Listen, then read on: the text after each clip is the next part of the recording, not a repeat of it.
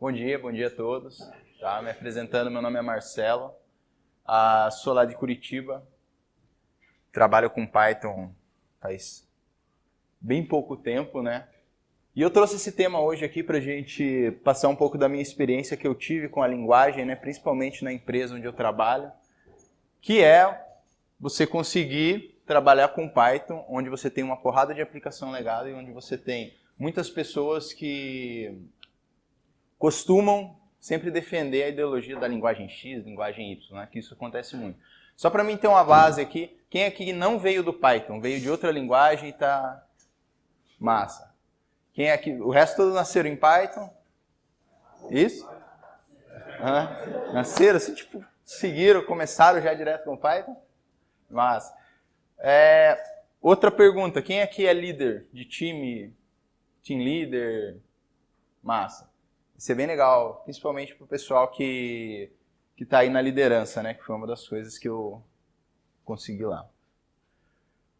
Me apresentando um pouco, eu sou formado pela FATEC de Ourinhos, em Análise de Sistema e Tecnologia da Informação, tenho uma especialização em Segurança da Informação, mais por questão de curiosidade, eu não trabalho muito na área de security aqui. Tenho mais de 5 anos de experiência com PHP, tá? Então eu vim do PHP, a minha maior experiência. Com Python faz 2 anos. Então, basicamente, eu sou novo na comunidade Python, né? Atualmente, trabalho no Sai Digital, uma empresa de educação lá de Curitiba, onde a gente tem várias linguagens. Aqui estão os meus contatos, meu e-mail, LinkedIn, GitHub. GitHub eu não movimentei tanto ele, preciso até dar uma movimentada maior nele. Beleza? Quem quiser depois dos contatos, só pode chegar e conversar e trocar ideia. Beleza? Por que Python, né? Por que Python? Por que eu vindo do PHP, entrando numa empresa onde tinha PHP, por que eu quis tentar lá, cara, vamos levar uma pegada do Python? Alguém aqui mexeu já com PHP, trabalhou com PHP profissionalmente? Massa. Não falando mal da linguagem, a linguagem é, cara, fantástica, tá? Só que o nível dos profissionais de PHP é bem precário. Você tem uma galera, cara, eu preciso, você falar, abrir uma vaga para dev PHP, você vai receber 1000 currículos. Desses 1000 currículos é um só, 2 que, olha lá, né? Muita gambiarra e tal, enfim. E todas as experiências que eu tive, principalmente quando não era construir um produto do zero, era simplesmente pegar um produto que já existia e dar manutenção, você se depara às vezes com umas coisas muito absurdas, né? E aí você fala, putz, cara, e fica até ruim às vezes você ler, que você pega aqueles if aninhado assim, que ele vai, dá 500 linhas assim andando para a direita, né? E com isso eu tive na minha formação de pós-graduação, eu tive esse primeiro contato com Python, fiz uma ferramenta para identificar man in the middle em uma rede, e aí eu usei Python para fazer isso. Então, eu falei, putz, cara, esse troço aqui é... E aí eu comecei a pesquisar, eu falei, putz, aí fiz um curso de Django e assim, eu falei, cara, isso aqui eu acho que vai dar certo. Por mais que o cara faça gambiarra, o código fica bem clean, às vezes, de você fazer a leitura, entender e refatorar depois, né? E aí, para mim, contextualizar um pouco da experiência, né, de como que eu fiz para conseguir chegar no Python, vou explicar um pouquinho da minha última experiência no meu trabalho, né? Resumidamente, a gente tinha uma aplicação lá de plataforma onde o professor agendava atividade, o aluno lá respondia a questão, se ele não atingia a média, ele via um vídeo e depois se respondia mais questão. Funcionamento simples, né? Basicamente é CRUD, é insert. Para essa aplicação funcionar, ela era em PHP 5.6 com o CodeIgniter, tinha 5 bancos de dados diferentes para essa aplicação simples funcionar, não é 5 esquemas diferentes, é 5 tecnologias diferentes. Eu tinha um SimpleDB, que era um banco descontinuado da Amazon, não relacional, ele era usado como relacional. No final, tipo, fazia consulta numa tabela, chegava lá, fazia daí consulta em outra, passando o aí juntava em array e virava uma salada. Tinha Redshift, tinha MySQL, tinha SQL Server, onde salvava os relatórios do aluno, e tinha DynamoDB, para computar tempo do vídeo. Cara, 5 diferentes para se conversar. Tínhamos também funções de Lambda AWS com Node.js para fazer a parte de processamento de tempo do vídeo. E tudo para isso funcionar, o produto final, a gente tinha 3 sistemas por trás, que era a parte operacional. Um sistema que integravam todos esses bancos, um outro sistema que usava para fazer cadastro de questão e outro sistema que cadastrava a estrutura de como ia ser aula, questão, enfim. Cara, era um troço bem bizarro. E para trazer um pouco para vocês, isso dá para piorar. E é aí que eu falei, putz, cara, é aí que eu sofri mais e mais com isso, de achar dev PHP. Isso aqui são uns trechos de uns prints que eu tirei do código. O cara tá usando a função anônima aqui, ele botou comentário. Chegou a arrepiar como isso funciona. Realmente inacreditável. Qual é a chance disso aqui dar certo? Datafim recebe null. São alguns prints que eu tirei. Eu falei, cara, eu fui tirando print quando eu comecei a mexer nos troços. Eram uns troços assim, bizarro demais. Mas quer deixa eu colocar cuidado. Pois é. E esse aqui? If, is null, taralá, abre e fecha if, else, todo o código dentro do else. Cara, código legado, não sei por que fizeram isso, né? A galera é criativa, a gente costumava dizer lá que esse sistema era um sistema bem criativo, a galera tinha muita criatividade para escrever, principalmente para misturar as coisas. E usar marreta para pregar parafuso, né? Usa um banco não relacional como relacional, vixe, tinha altas coisas assim. Essa aqui é pior. Código bem cheio das coisas. Mas tem um comentário aqui, ó. Não sei se vocês conseguem ler. Se você chegou até aqui, ligar para o Roberto. A empresa que eu trabalho, ela foi comprada por uma holding, né? Por um outro grupo, que daí que eu entrei. E aí eu tive que... Falei, cara, quem que é esse Roberto? A galera ficou encucada. Aí eu fui atrás da outra empresa, eu descobri que foi um cara que começou a criar, eu olhei os logs lá, eu falei, porra, mas quem que é esse cara? Não, esse cara já saiu faz muito tempo, não sei o quê. E aí ele botou o comentário lá dele, se você chegou até aqui, ligar para o Roberto. E aí que eu fiquei mais assim, falei, cara, não sei se vai rolar a gente continuar usando PHP, porque é muito difícil de você achar profissional sênior em PHP.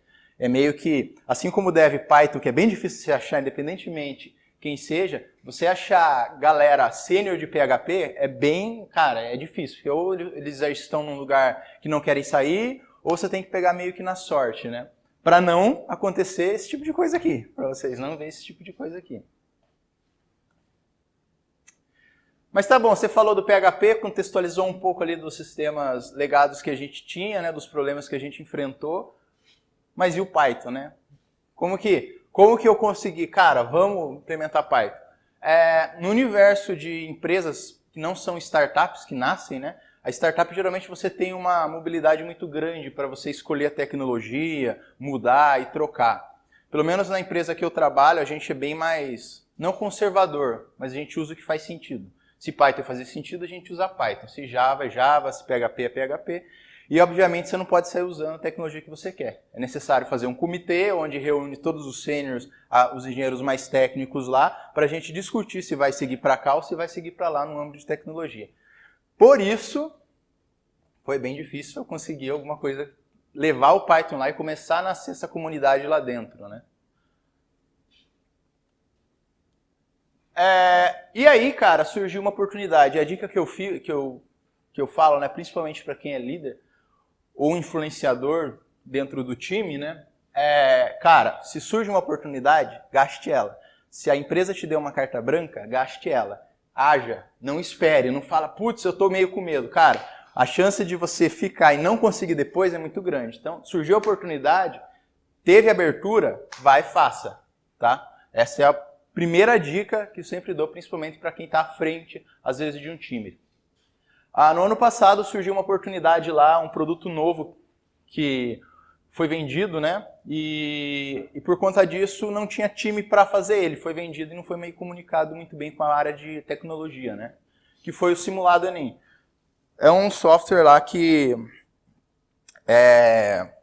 a escola manda listagem de aluno, aí gera os PDFs, os alunos vão lá, escrevem, marcam as bolinhas lá, escaneia isso, põe no sistema, sobe, faz o upload no sistema, o sistema nosso pega isso, faz a leitura e aí gera dados em cima disso, né? Gera informações para auxiliar na tomada de decisão do ensino, certo? E esse sistema, a gente teve alguns problemas com ele. Porém, a gente conseguiu usar Python nele. Os problemas dele, cara, basicamente esses são os pilares que afetam o projeto. Tempo, custo, escopo, qualidade, pessoas e capacidade organizacional. O tempo para fazer todo esse projeto que eu falei, de processar, era 1 mês e meio. E no time todo a gente tinha 2 pessoas que sabiam Python, o resto era tudo PHP. Então, cara, 1 mês e meio para você fazer um sistema desse e deixar ele redondo, a gente falou, cara, em PHP vai ser processamento assíncrono, cara, vai ter que ser cron tab para cá, chamando endpoint para a gente processar dependendo da coisa. Então, vamos ver o que rola. O tempo nosso era curto, o custo a gente também. Escopo meio grande, a gente foi reduzindo ele. Pessoas, a gente tinha 2, era eu e mais uma menina que é mais sênior em Python. Porém, a estrutura dela de Python, né, a carreira dela foi sempre em Python, mais voltado desktop, drive, trabalhava com C++ junto. Na parte de Python Web, ela não conhecia muito. E a gente deu uma patinada e a gente tinha que agir rápido. Por conta do escopo, então, ferrado por estar ferrado, eles falaram, cara, a gente precisa que resolva, independentemente se vocês vão usar Python ou PHP. Eu sabia que era arriscado, se a gente usasse Python, o troço não funcionava, a gente poderia queimar e aí botar a culpa, sei lá, ou na tecnologia e nas pessoas envolvidas. Porém, o tempo era muito curto para fazer isso. Então, cara, se a gente optasse o PHP dava errado e Python dá errado, vamos fazer o máximo possível para dar certo usando o Python, né? E aí a gente começou a botar na ponta do lápis rapidamente quais são os prós e os contras que a gente tinha, né? Perceba que o Python tinha bem mais contras, né? O PHP a gente tinha maior domínio da linguagem. A gente tinha o caminho mais fácil do entregável, então a gente já sabia mais ou menos como fazer. A gente sabia como que a gente ia chegar, algumas ideias de como fazer uma parte de processamento, como que ia ser o sistema, o que a gente ia utilizar de bibliotecas. A gente tinha uma equipe com maior conhecimento, a gente tinha mais galera lá. A gente tinha muita facilidade de criação e integração com deploy, né? A gente usa lá o GoCD para Continuous Delivery, né? Então a gente já sabia o que ia precisar, a gente tinha conhecimento da infraestrutura para PHP, que a gente ia precisar do Nginx, como usar o load balance, a gente já sabia tudo isso. Era bem tranquilo, para subir lá, cara, era questão de 2 horas, a gente já subia a infra 100% funcionando. Porém, com o Python a gente tinha menor conhecimento da linguagem, a gente tinha uma pessoa lá sênior só, que tinha mais de 6 anos de experiência com Python, estava lá trabalhando com PHP. Eu tinha um curso de Django que eu tinha feito e mais a parte da pós, mas eu nunca tinha aplicado nada profissionalmente. A gente não sabia exatamente como seguir, ou seja, as coisas usar, a gente tinha que fazer pesquisa para saber o que usar para cada coisa. Tínhamos apenas 2 pessoas que conheciam a linguagem e a gente não tinha conhecimento nenhum de infraestrutura. O que precisa para você subir uma aplicação Python? A gente não sabia, não conhecia Gig Unicorn, não conhecia nada. Então, isso aí, cara. Porém, o escopo era curto, a empresa sabia, a chance disso aí dar errado, então dá errado por dar errado, vamos apostar. E a gente comprou essa briga. Marcelo, mas como é que vocês compram essa briga que você falou lá que a empresa de vocês tem que provar por A mais B que o que faz sentido e o que não faz sentido? A gente tinha que fazer um caso de teste, um estudo de caso ali. Porém, eu tentei, cara, eu sei que Python é muito produtivo. Tipo, eu pegava em PHP o que eu escrevi um tanto assim, no Java é assim, no PHP era assim, no Python era isso aqui, né? De bloco de código. Só que a gente não tinha tempo, não tinha tempo para, sei lá, pegar um Django, instalar, fazer um modelo, sei lá, mesmo que seja um CRUD simples, e pegar um Laravel e eu comprovar o que é mais simples, né? A gente não tinha. Porém, a gente tinha uma carta na manga, que como a gente ia trabalhar com processamento desses dados recebidos para os alunos, para a gente gerar inteligência, gerar cálculos, saber em que posição que o aluno está, qual exatamente é a habilidade que ele tem que estudar, qual é exatamente a competência que ele tem que reforçar mais, qual é a disciplina, isso envolvia muita coisa de data science. Eu falei, cara, vamos tentar fazer um estudo de caso em cima disso. Porém, o PHP não foi feito para isso. Se eu tentar fazer com o PHP, é óbvio que ele vai... Então a gente fez um estudo um pouco diferente. A gente fez uma prova de conceito usando o MySQL. Então a gente subiu 2 instâncias lá na Amazon, de tamanhos idênticos, iguais. A gente tinha exatamente a estrutura de JSON, que é essa aplicação, quando ela lia os cartões respostas dos alunos, ela cuspia um JSON lá.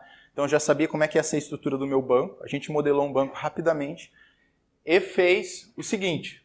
Como tinha que fazer cálculos, a gente pegou um SQL enorme, montei um SQL lá gigante que fazia uns cálculos bem cabulosos para a gente chegar em várias coisas. E a gente fez testes com volumes de dados. E pegamos esses mesmos dados, essa mesma query, e a gente transcreveu ela usando a biblioteca do Panda. Tá? E aí que a gente conseguiu ganhar escalabilidade. O que aconteceu? A gente fez 10 rodadas, rodando cada uma das queries, e também rodando o Panda. Para 404 mil registros, o MySQL ele demorou 2 segundos,24 para processar. O Panda, 2 segundos e 57. O MySQL foi mais rápido, para o volume de 400 mil. Lembrando que a gente tem 2 ambientes controlados com o mesmo tamanho de recurso, né? Ambos têm a mesma oferta de recurso. Aí a gente fez uma outra, dobrando a quantidade de registros para 800 mil. O MySQL a gente teve 5 segundos e o Panda a gente teve 4,29. Então perceba que um volume baixo de dados, o MySQL ele é rápido. Ele é rápido, só que daí ele começa a crescer o tempo. O Panda, ele é assim, mas daí ele começa a ficar mais estável quando a gente fez. E para um volume de 1.600.000 dados, a gente teve 9 segundos do MySQL processando e 5 segundos e 57 do Panda. Lembrando que o MySQL a gente criou índice, fez várias coisas para tentar otimizar ao máximo, né? Porque senão não fica um cenário real, né? Se você não ter a otimização do banco da mesma forma que a gente tentou otimizar aqui. Pronto, a gente montou uma prova de conceito. Cara, deu certo, faz sentido a gente usar Python, principalmente essa parte de processamento, porém, a gente não usou exatamente o Panda e essas coisas para processar, por conta de tempo.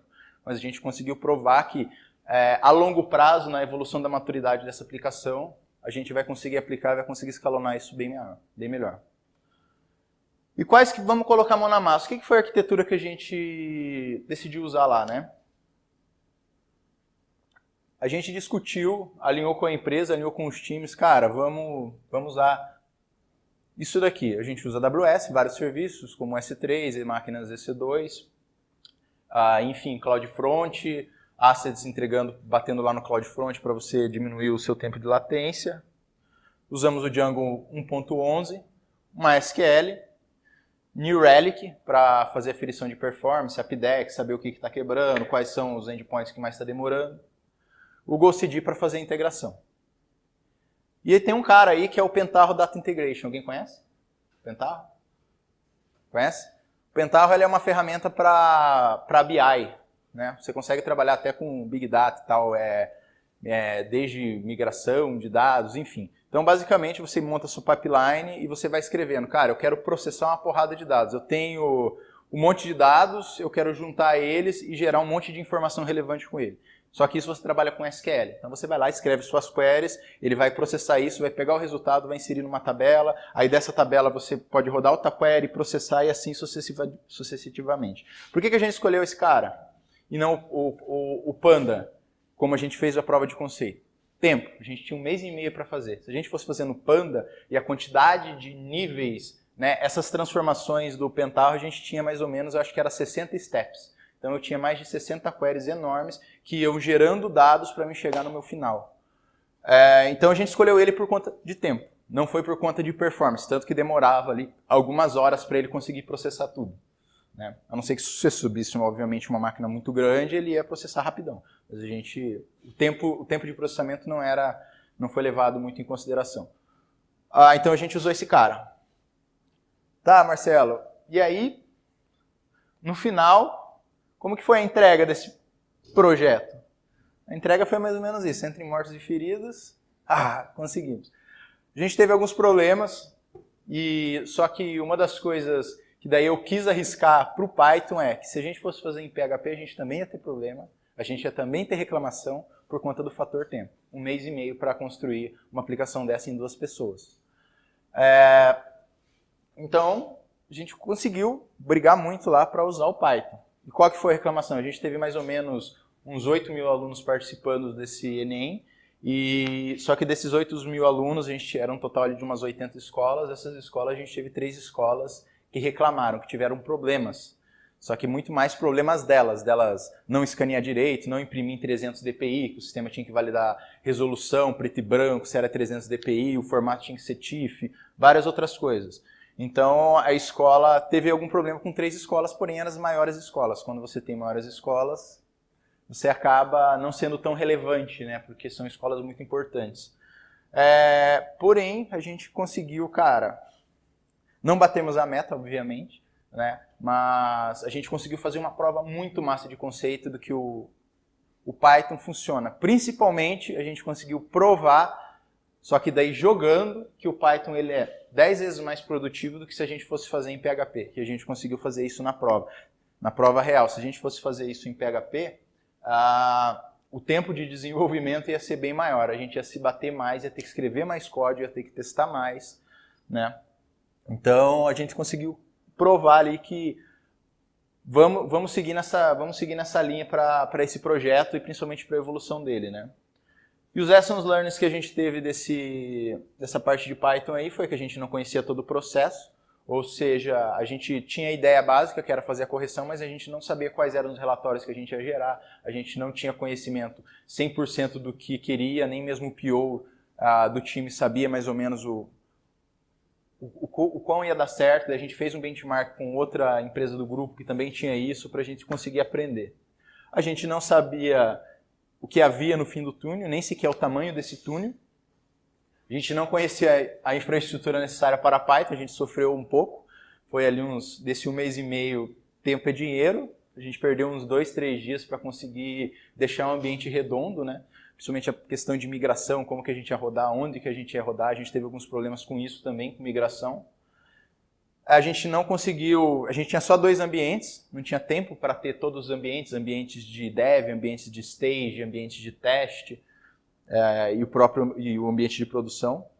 E, como todo grande projeto, que eu acho que todo mundo tem esse problema, o tempo comprometeu os testes unitários. Todo mundo faz teste unitário aqui? Olha, são 3 faz teste unitário. Cara, teste unitário é um troço assim que é sempre o tempo que compromete esse cara, independentemente. Você fala, porra, você usa o tempo de muleta. Não é um tempo de muleta. O que agrega valor? Se eu fazer o teste unitário, primeiro tem que ter as funcionalidades. Para mim fazer o teste unitário nelas. Se eu tiver só o teste unitário, não agrega valor para o cliente. Mas se eu tenho o produto, por mais que ele possa não tratar todas as exceções, mas eu tenho o produto que agrega valor, né? Então você tem que ter essas escolhas. Então, esse projeto aí a gente começou a reestruturar ele, né, para esse ano. Inclusive, para quem quiser conhecer um pouco até da empresa lá, a gente tem umas vagas abertas, tem um desafio lá, sai desafia no GitHub, só fazer um BRIPR lá. A arquitetura que a gente pensou, cara, a gente não tinha a parte muito assíncrona lá, tinha que ser rodada na mão, chamar arquivo Python para ele processar e gerar cartões. Aí a gente implementou o Celery, ficou tudo, desde a validação de cartão, subir eles para o cartão resposta, subir ele por S3, disparar comando lá na API do Rundeck para ele subir máquina para processar, enfim, tudo isso a gente conseguiu com a otimização e usando o Celery. A gente implementou Docker, a gente dockerizou todos o ambiente do simulado, até para a gente conseguir escalabilidade. Então, a gente separou e deixou o Celery rodando em containers separados do próprio container da aplicação, onde entrega a aplicação, então a gente separou. E o cara que controla isso é o Rancher. Tá? O Rancher é um orquestrador de container bem massa, onde você consegue trabalhar até com multicloud. Se você tiver Amazon, Azure e DigitalOcean, você consegue ter em várias clouds os seus containers rodando e o load balancer batendo em cada um. A gente implementou o Sentry para pegar bugs de código. O New Relic ele pega também, mas não é tão bom quanto. E reestruturação do nosso banco, né? Toda aplicação, a gente meio que fez um MVP para produção para entregar para o cliente final, para todos os clientes, né? Isso aí acabou afetando bastante a percepção dessas escolas que eu falei. E a aplicação não foi pensada para ter múltiplas provas, então a gente teve que basicamente reescrever. Mas eu nunca vi quão fácil é você reescrever aplicações em Python, né? Você tem uma aplicação e você refatorar o código. Cara, dá bem menos trabalho do que das outras experiências que eu tive propriamente com o PHP, né? Ele é muito mais claro, certo? E aí a gente adotou uma estratégia, né? Conversamos, foi alinhado daí com a diretoria, a gente sempre defendendo, não, vamos para o Python, e agora começou o troço a dar 100% certo. A gente conseguiu mais pessoas, obviamente. E a gente conseguiu escalar isso proporcionalmente, né? Quando você não está no mundo muito das startups, né, você tem que errar menos, principalmente quando você já é grande, você não pode afetar diretamente seus clientes. Então a chance para erro é bem pequena, bem baixa. E a gente adotou essa estratégia de escolas incrementais, né? E cada vez mais e mais a gente foi colocando mais escolas. Então a gente rodou um simulado convidando 10% das escolas, depois a gente rodou outro com 15%, depois a gente rodou outro com 30%. Aí a gente pegou uma massa de dados e fez um populate enorme lá para saber o tempo que ia demorar para processar, principalmente para gerar arquivos PDF com o Celery. A gente teve que aumentar o tamanho das máquinas por conta de memória, porque para você gerar um PDF lá de 900, 1.500 páginas, usando Python, tua memória vai embora assim, não tapa. Então você tem que saber como fazer esses testes antes de estresse para saber até o limite, né? E conhecer, obviamente, muito bem o seu cliente, né? Isso é um daqueles pilares até do manifesto ágil, né? Interação com o cliente. E isso começou a dar 100% certo, né? A gente colocou pouquinhas escolas, depois aumentou, colocou mais escolas, e aí a gente está chegando próximo, e a gente ampliou, antes era só simulado Enem, agora tem vários outros simulados, e a gente vai chegar finalmente até o final do ano e aperfeiçoando e entregando cada vez mais resultado para essa aplicação. E a lição que fica, né, para a gente concluir aqui, não desista do Python. Eu sou um cara que hoje eu sou apaixonado pela linguagem, pela sua simplicidade. Já tinha visto outras linguagens como o Ruby, já fiz algumas coisas, o próprio Perl, enfim. Porém, esse cara aí me brilhou muito os olhos, né? Por mais que lá a gente tenha uma dificuldade bem grande de achar profissional, porém no PHP a gente também tem muita, por conta do nível dos profissionais. Os níveis profissionais, ultimamente ali a gente recebeu mais de 20 PRs por request de PHP, nenhum dos caras foi aprovado. Às vezes os caras usavam ali, você ia conversar e aí o cara não conseguia contextualizar, então você via que era um negócio meio pro rumo, né? Não tinha muito padrão de onde ele queria chegar. E as coisas não acontecem iguais duas vezes, que foi aquela coisa que eu falei para vocês. Se vocês querem usarem uma carta branca, a empresa dá, usem, gastem. Principalmente se vocês não trabalham numa empresa que usam Python e vocês querem chegar lá. Tá? Uma coisa importante também que eu tenho que destacar, como esse cara aqui despertou a curiosidade dos outros times de PHP. Hoje a gente tem gente de PHP lá fazendo code review de código. Então a gente tem o code review lá, que tem que ter 2 approves, tem galera de PHP mais sênior, obviamente, fazendo code review, sempre interagindo, querendo conhecer mais, e aí a gente consegue plantar. Primeiramente o difícil é você plantar a semente, depois você começa a pulverizar mais, aí começa a crescer, crescer, crescer, e quando você vê, cara, tá todo mundo falando a mesma linguagem, né? Não que eu seja contra você ter múltiplas linguagens, né? Que faz muitas vezes sentido, dependendo do que você vai usar. Se precisa de um troço rápido, um endpoint rápido, obviamente você vai correr, sei lá, para um Node.js, para um Lambda da Amazon, enfim. Então, muito obrigado. Essa é uma frase do Jeff Sutherland, do livro Scrum Arte Fazer o Dobro na Metade do Tempo, que vem muito do que eu disse, né? Hesitação significa a morte. Observar, orientar, decidir, agir. Sabe onde você está, avalie suas alternativas, tome uma decisão e haja, porque senão você pode comprometer não só você, mas comprometer todo o time, né? Muito obrigado. Para quem tiver dúvida, cara, quiser conhecer um pouco eu não sei se todo mundo aqui conhece Docker ou já usou, quiser curiosidade, saber como é que a gente fez lá para usar o Rancher, que foi um grande desafio. Assim, eu conheço várias empresas que trabalham com Python, principalmente no Rio, que não conseguiram adotar, né? Então quem tiver dúvida, quiser conhecer um pouco das tecnologias que eu falei aqui, fique à vontade, é só chegar em mim e perguntar depois. Beleza? Obrigado, galera.